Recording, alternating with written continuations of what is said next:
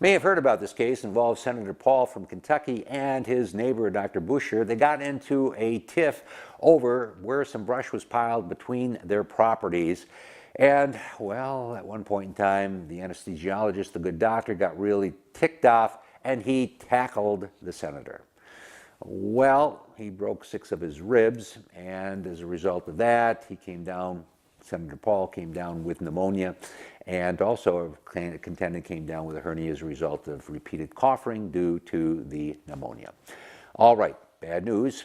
So the senator then sues the doctor and contends that he, the doctor, tackled him and engaged in an intentional tort, and that's what it's called when you intentionally do something. It's an injury that's inflicted. It's a tort in civil law.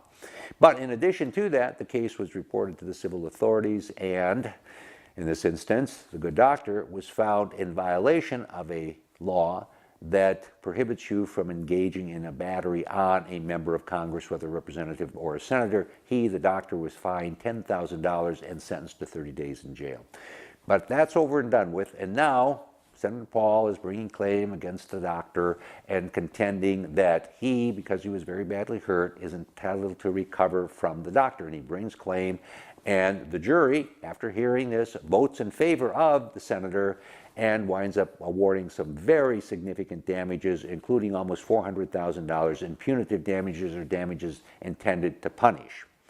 So that's what happened, and that's what we heard about. But one thing you didn't hear about, and a couple of things you didn't hear about, is the fact that the good doctor, while he engaged in this act, cannot turn this case over to his insurance company. Why is that? Because insurance companies don't cover intentional conduct. If you intentionally go out and you tackle somebody, or you run your car intentionally into somebody, that's not covered under your homeowner's policy. That's not covered under your automobile policy. Therefore, in order to defend the case that was brought by the senator against the doctor needed to hire an attorney and pay the attorney out of his own pocket. That's a big deal.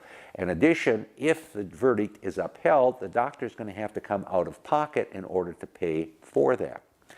So the thing we learn here is something that really wasn't covered in the news story.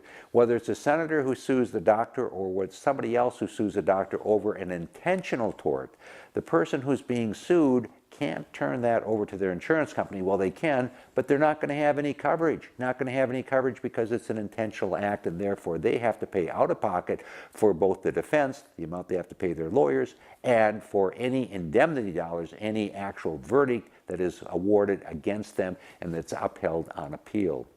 Okay, bring you this as you bring cases every week so you understand how the law works. I'm David Allen.